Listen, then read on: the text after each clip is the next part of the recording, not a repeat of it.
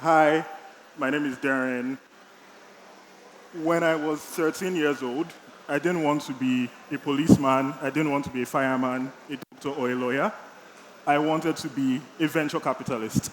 I read about the profession in some personal finance book I picked from my dad's library, and I thought I get to give money to people to fund their dreams, to fund their businesses.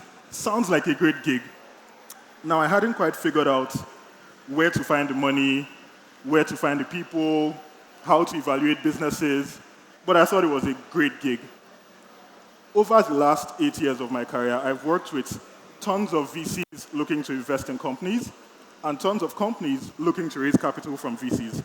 Not quite a VC myself, but my understanding of the space has matured quite a bit from when I was 13 years old. I still think there are certain parts of venture capital that are really magical. For one, most sources of capital are backwards looking. And so if you go to a bank, if you go to a private equity firm, or if you're going public, the majority of the conversation is around what have you done in the past? What have you built? What assets do you own? How much cash flow are you generating? But with venture capital, especially early stage venture capital, the conversation is forward looking.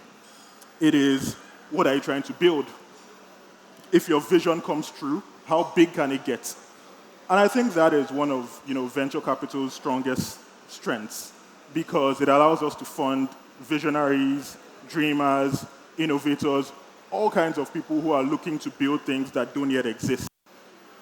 But as is often the case, I think venture capital's biggest strength is also the source of its biggest weakness.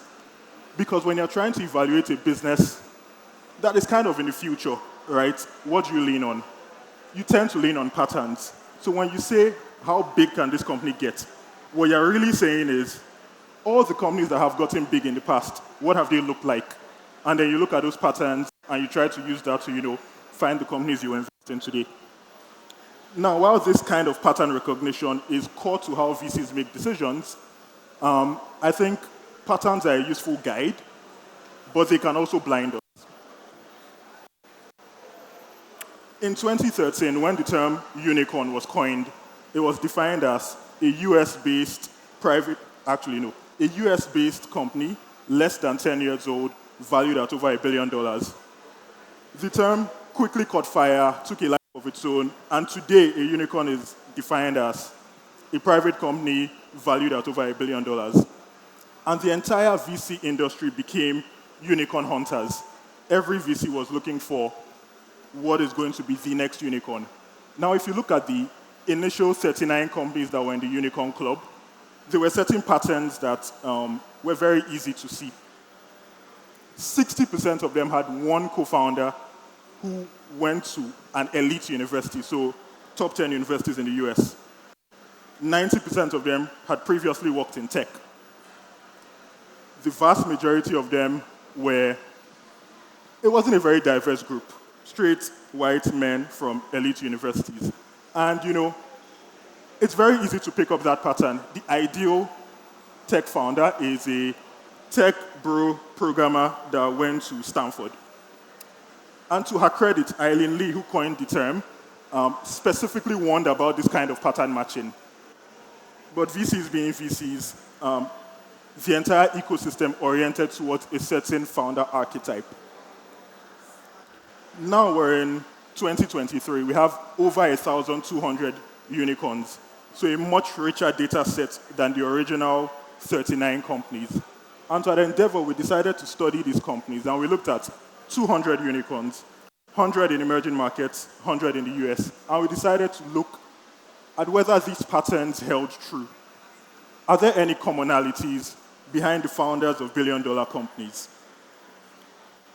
Here's what we found.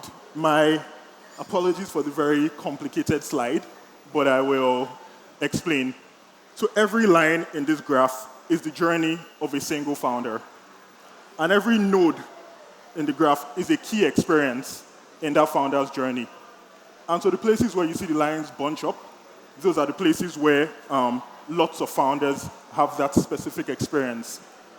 Now, what did we find? Spoiler alert, credentials don't really matter.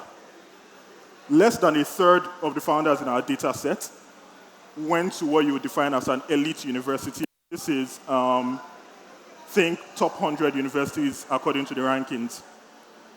Less than 20% of the founders in our data set went to what you call a prestigious employer. So think bulge bracket investment banks, consulting firms, big tech. This accounted for less than 20% of the founders in our data set. We found some interesting, correlations. For example, the founders tended to be globally minded. So 60% of them had worked or studied abroad. In the US, 55% of them were immigrants or children of immigrants. Even in emerging markets, 32% of them were immigrants or children of immigrants. That didn't surprise us much because at Endeavor, what we've noticed is the most successful founders tend to be globally minded. They tend to take lessons from other markets and they tend to adapt them to their own local ecosystems. But at the end of the day, 60% studied or worked abroad. That means 40% didn't. And so I wouldn't say it's necessary. It's just an interesting correlation. We found a bunch of other interesting correlations. But there was one thing that I think stood out. And it was something that also stood out in the original Unicorn Club. And that is 80% of the founders in our data set had some form of previous entrepreneurial experience. Now, so 50% of the founders had worked in another entrepreneurial company. 50% of them had founded a company before the one they built into the unicorn valuation. Now, there's some overlap in those two groups. So in the entire data set, 80% of the companies had some previous entrepreneurial experience. And this also didn't come as a surprise to us at Endeavor because it was a manifestation of something we call the multiplier effect. And I will explain this effect with a little story. So Endeavor is 25 years old. We're present in 40 markets. And I'm taking you all the way back to 24 years ago to the ecosystem in Buenos Aires. This is what it looked like. And I'll explain this graph. Each bubble in this graph represents a company, and each line represents a connection between companies.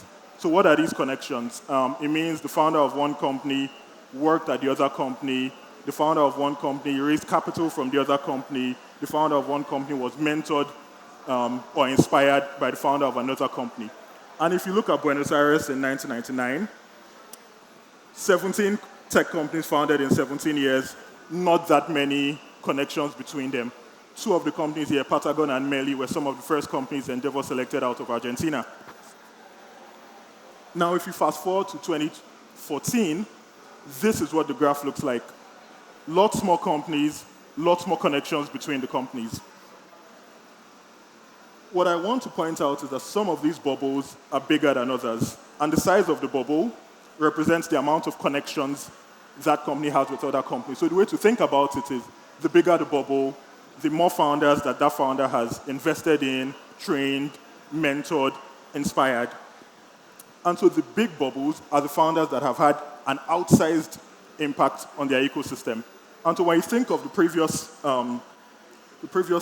section of this talk where I mentioned that 50% of founders had worked in an entrepreneurial company before, it's most likely they had worked in one of the big bubbles in their ecosystem.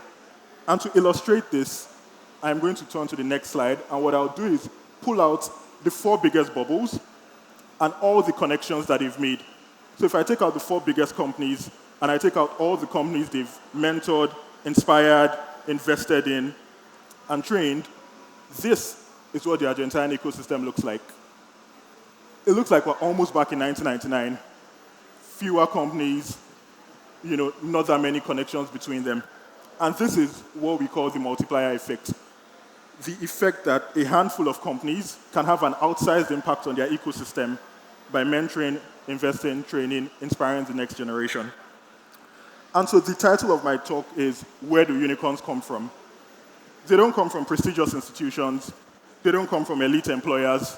They come from other unicorns. Founders create more founders. Entrepreneurship begets entrepreneurship. Thank you.